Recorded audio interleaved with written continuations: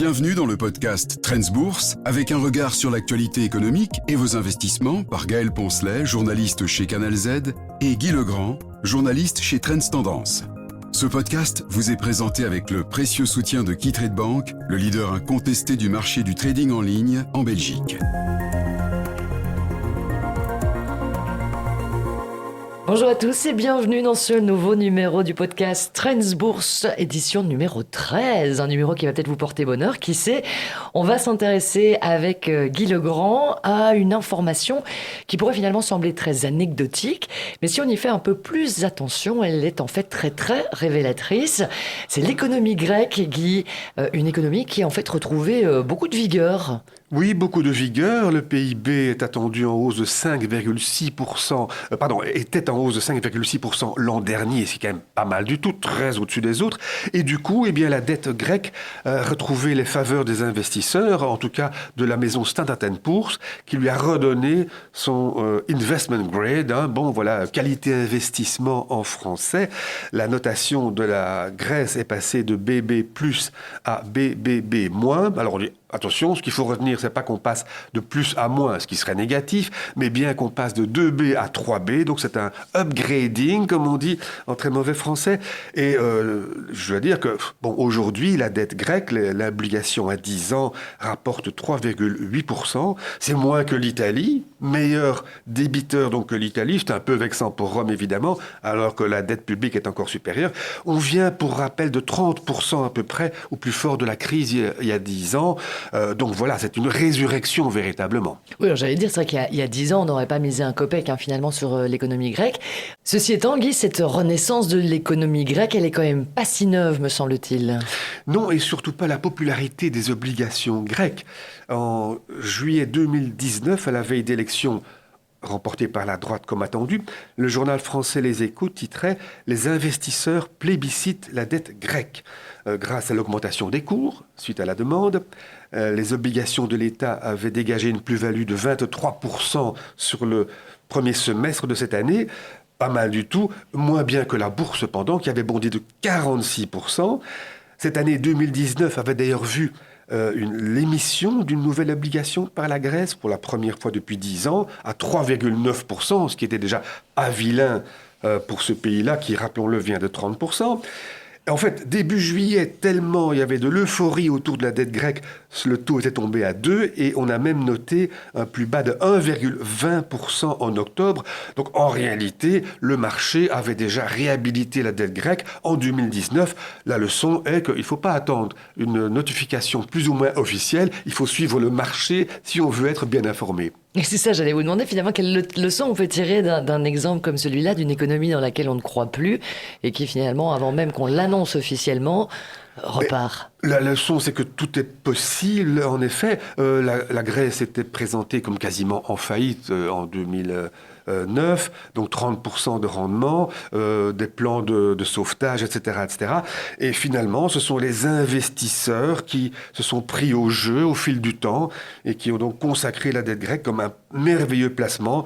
Et que, comme je le disais, il ne faut jamais attendre une confirmation officielle pour s'informer. Il faut voir ce que les gens font, comme on le disait la semaine dernière. Regardez ce qu'ils font. C'est comme ça que vous serez bien informé. Effectivement, ça nous ramène toujours à l'enseignement que vous nous donnez depuis le tout début de ces podcasts, Guy, finalement, c'est de ne jamais oublier de se renseigner, de regarder ce qu'il se passe et d'analyser les marchés sans attendre qu'il y ait une information finalement officielle. Absolument, tout à fait. Alors je permets de rebondir dans un autre registre, certes, mais sur cette année 2019 dont vous avez parlé, parce qu'on en a reparlé également la semaine dernière.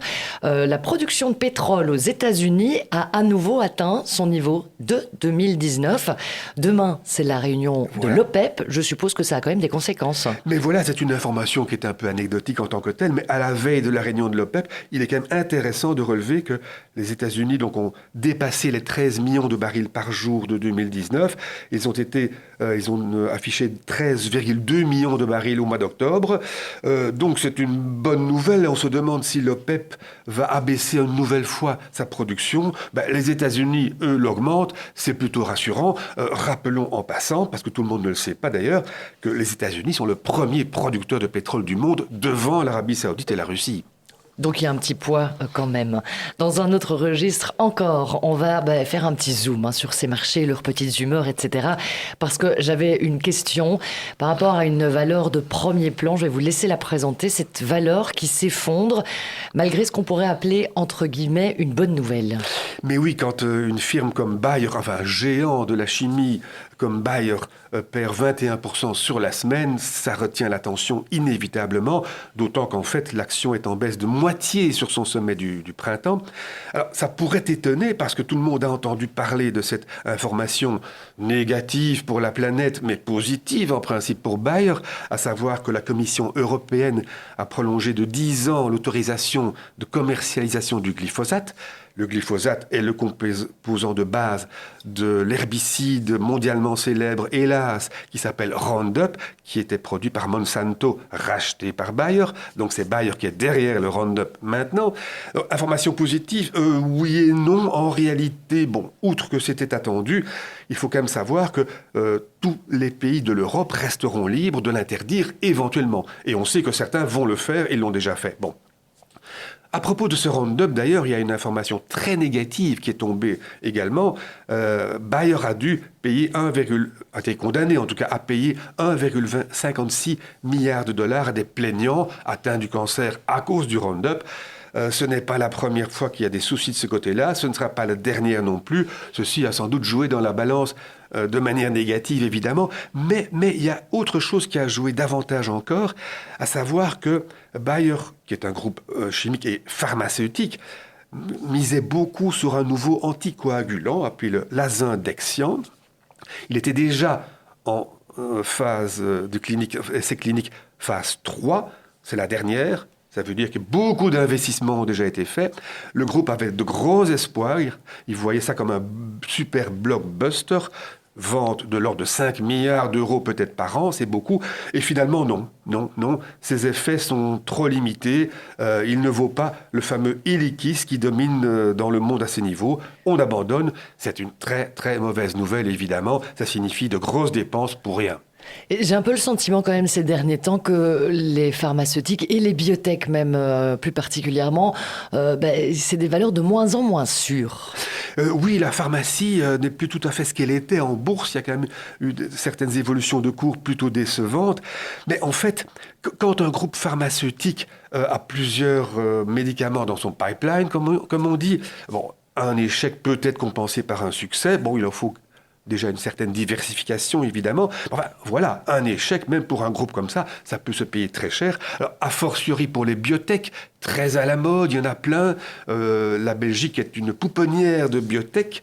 La bourse de Bruxelles en accueille de nombreuses. Ben oui, mais quand on regarde un petit peu ce qui se passe, Argenix, c'est fabuleux. Mais enfin, bon, Biotalis n'arrête pas de baisser ces dernières semaines. Mitra, pas de commentaire. Céliat, par exemple, vaut 50 cents. Ça a coté 60 et même 70 euros. Oxurion a déposé le bilan il y a quelques semaines à peine. L'ancienne Bone Therapeutics devenue Biocénique vaut 4 cents. Donc c'est la catastrophe absolue pour nombre de biotech derrière l'un ou l'autre succès phénoménal. Donc en pharmacie en général et en biotech en particulier, qui sont des secteurs très prometteurs, on ne peut donner qu'un seul conseil à l'investisseur, c'est d'acheter un fonds bien diversifié, tout simplement.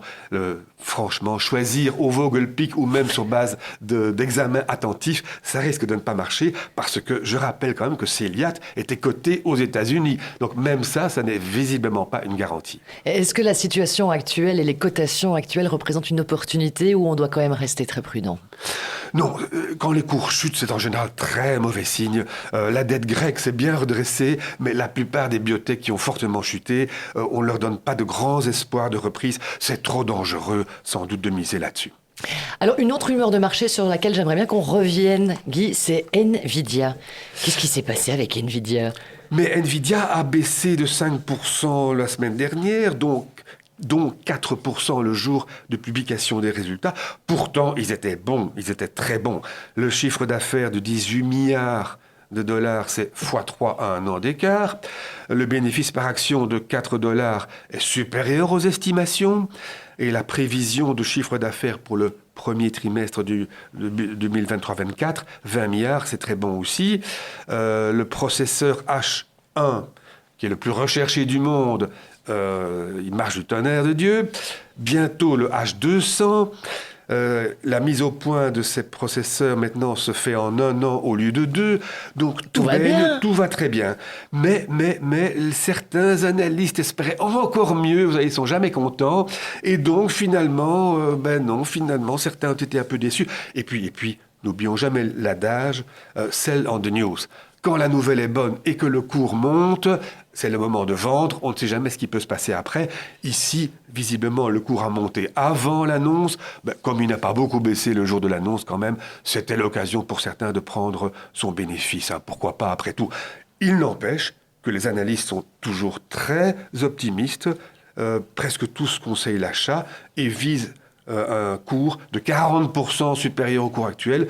Donc, on nage toujours en plein optimisme à propos de Nvidia. Donc, on est là peut-être sur une opportunité, en fait. Disons que franchement, Nvidia, vu leur position exceptionnelle dans les processeurs utilisés pour l'intelligence artificielle, les autres courent derrière lui, mais enfin, pour l'instant, il fait toujours la course en tête. Il n'y a pas de souci à première vue pour Nvidia. Il y a sûrement encore plusieurs trimestres de bons pour cette entreprise vraiment brillante, dont la plus-value sur 1 an est de 200% et dont la plus-value sur 10 ans, désolé, ça fait mal, est de 12 000%. On aurait aimé la conseiller il y a 10 ans, il faut le reconnaître. Alors ça, c'est pour les technologiques. Il y a un autre, comme on a encore 2 minutes, je voudrais vous poser une question sur un autre secteur, c'est la crypto-monnaie. Là aussi, il y a eu toute une série d'événements qui se sont déroulés dans l'actualité. Et il y a là-dedans, effectivement, certaines entreprises qui ont pu tirer leur épingle du jeu. Et oui, il y a la plateforme de crypto-monnaie. On ne parle pas des crypto-monnaies en tant que telles, la plateforme Coinbase qui a signé une brillante semaine. Il faut dire qu'elle a bien sûr bénéficié du malheur des autres. Comme vous l'avez dit, il s'est passé pas mal de choses. Binance, dont le patron a dû sauter, qui va payer une amende de 4,3 milliards de dollars. C'est quand même un peu lourd. La SEC, donc la Securities and Exchange Commission, le gendarme des marchés financiers américains, a critiqué vertement Kraken, qui est beaucoup moins connu. Alors Coinbase, c'est paré de toutes les vertus. Son patron Brian Armstrong a déclaré que nous étions très attachés au respect des lois, forcément. Il ne pouvait pas dire le contraire, mais quand les autres sont fortement critiqués pour être un peu hors la loi, ça fait du bien. Donc Coinbase, plus 16% sur la semaine, à 115 dollars à peu près, plus 230 € d'ailleurs cette année, parce que quand les autres vont mal, ceux qui vont bien vont encore mieux. Rappelons tout de même qu'il y a 2 ans, le cours de Coinbase était de 340 $, donc plus du double du cours actuel. Donc ce qui va bien sur 1 an peut très bien se révéler mauvais sur 2 ans. Regardons les graphiques dans leur perspective historique pour se former un jugement. Ne restons pas coincés sur le court terme, sans quoi on risque de se tromper lourdement. Et voilà qui nous ramène même encore à une autre conclusion qu'on avait eue dans les premiers épisodes de ces podcasts. C'était celui effectivement d'envisager l'investissement sur du long terme. Et donc de ne pas juste regarder ce qui se passe à court terme en fait. Non, ce court terme c'est de la spéculation, l'investissement c'est du long terme. Il faut vérifier bien sûr régulièrement qu'on ne se trompe pas, mais s'émouvoir d'un petit rhume pour une valeur qui est costaude comme le rock, non, c'est pas la peine effectivement. Il faut viser le long terme quand on a fait les bons choix, c'est clair. Merci beaucoup Guy pour tous ces conseils et toute cette revue de l'actualité boursière. On se retrouve évidemment la semaine prochaine. Avec plaisir. Nous écoutons maintenant l'intervention d'un expert en investissement de Keytrade Bank avec son analyse d'un aspect de la situation économique actuelle.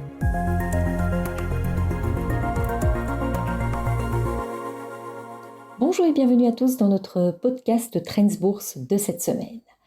Alors l'année 2024 arrive à grands pas. Donc cette semaine, nous allons nous attarder sur les prévisions financières pour l'année prochaine. En effet, nous commençons à lire un peu partout dans la presse financière les prévisions pour l'année 2024, les prévisions donc des gestionnaires de fonds, des analystes, des économistes, des banques. Et face à toutes ces prévisions, le premier réflexe que nous avons, c'est de retourner en arrière et de relire les prévisions, les stratégies que ces mêmes analystes avaient publiées fin 2022 pour l'année 2023. est de voir dans quelle mesure leurs prévisions se sont effectivement réalisées, si elles se sont avérées correctes. Pour les actions, par exemple, dans les prochaines semaines, beaucoup d'analystes communiqueront leurs actions favorites pour 2024. Et c'est intéressant de vérifier si celles qui étaient recommandées l'année passée, celles qui étaient conseillées à l'achat fin 2022 pour 2023, finalement, est-ce que c'était un bon conseil ou pas? Ont-elles bien performé? Ou au contraire, ont-elles donné des rendements en dessous des attentes? Et c'est pareil pour les secteurs qui étaient mis en avant. Est-ce que les secteurs conseillés fin de l'année passée, finalement, est-ce que ce sont ceux qui ont le mieux presté? Nous pensons que c'est vraiment un réflexe que tout investisseur devrait avoir avant de suivre les conseils, les recommandations des analystes, des gestionnaires de fonds, des banques, qui sont communiqués d'ailleurs chaque début d'année. C'est d'abord vérifier dans quelle mesure leurs prévisions de l'année précédente se sont vérifiées, si elles étaient donc correctes. Pour donner un exemple, nous avons été revoir ce à quoi les stratèges américains s'attendaient début de cette année pour l'évolution de l'indice de référence des États-Unis, donc pour le S&P 500. Et nous avons retrouvé 2 enquêtes, une de Bloomberg, pour qui le consensus était que nous allions connaître une année négative pour le S&P 500. Or, on peut aujourd'hui constater, se rendre compte que c'est tout à fait à côté de ce qui s'est réellement passé, puisque nous avons jusqu'à présent une très belle prestation de l'indice S&P 500. C'était un peu mieux pour une autre enquête, celle de Morningstar, qui a été faite auprès de plus ou moins 18 stratèges américains qui ont été interviewés, donc à qui on a demandé quel était leur objectif de cours pour le S&P 500 en 2023. Et l'objectif moyen qui en ressortait, c'était un cours de plus ou moins 4031 points. Il faut savoir que le S&P 500 cote actuellement à plus ou moins 4500 points. Donc voilà, c'était une prévision de plus ou moins 10% plus bas que ce qui s'est réellement produit. Bien sûr, on trouve aussi de bonnes prévisions, comme par exemple celle de Deutsche Bank qui avait répondu à l'enquête de Morningstar en prédisant un S&P 500 aux alentours de 4500 points, donc très proche de la réalité. Donc si les prévisions de Deutsche Bank sont publiées dans les prochaines semaines, nous sommes curieux de connaître leurs attentes pour le S&P 500 en 2024. Pour donner d'autres exemples, certains avaient même prévu une chute assez importante à 3650 points, voire à 3400 points pour le S&P 500. Et ce que l'on voit, c'est qu'en fait, à peu près la moitié des analystes interrogés avaient prévu un indice S&P 500 en dessous de 4000 points. Et parmi eux, on retrouve des grands noms comme BNP Paribas, Société Générale, Barclays, Morgan Stanley. Alors bien sûr, on sait que faire des prévisions, c'est très compliqué, c'est très difficile, mais ceci illustre qu'il faut prendre ces prévisions avec un certain recul et surtout s'informer, se tenir au courant, tenir compte aussi de la qualité des prévisionnistes. Alors, c'est pareil aussi pour les prévisions de certains analystes boursiers pour 2024, où beaucoup d'entre eux disent qu'il faut se limiter aux 7 fameuses actions technologiques qui ont contribué en grande partie à la bonne performance du S&P 500. Donc, ce sont les actions comme Apple, Amazon, Microsoft, Tesla, etc. Nous ne sommes, pas du tout d'accord avec cette vision. C'est pourtant une déclaration assez générale qu'on entend souvent, comme quoi c'est seulement grâce à ces 7 valeurs que le S&P 500 a aussi bien presté en 2023. Mais si on regarde au niveau sectoriel, parce qu'au niveau des États-Unis, chaque secteur a son propre tracker, on voit que certains trackers, comme par exemple XLI, qui est un tracker sur le secteur industriel, ou le tracker XLB, qui est un tracker sur le secteur des matières premières, le premier a obtenu un rendement de plus 25% et le deuxième a donné jusqu'à présent une performance de plus 19% en dollars. Donc ces 2 secteurs, le secteur industriel et celui des matières premières, ce sont 2 secteurs qui sont cycliques, mais qui ont fait de belles performances également cette année. Ceci montre bien que ce n'est pas uniquement le secteur des technologies qui s'est bien comporté, mais qu'il y a de nombreux autres secteurs qui ont contribué à la performance du S&P 500, mais qui sont évidemment, qui ont un poids plus petit dans l'indice. Par contre, un secteur qui a été plus faible cette année, c'est celui des utilities, donc en fait c'est les sociétés des services publics. Voilà pour cette semaine. Je vous remercie pour votre attention et nous vous donnons rendez-vous la semaine prochaine. Voilà pour cet épisode du podcast Trends Bourse. Vous pouvez lire plus d'astuces, de conseils et d'analyses pour vos investissements chaque semaine dans Trends Tendance. Ce podcast vous est présenté avec le précieux soutien de KeyTrade Bank, le leader incontesté du marché du trading en ligne en Belgique.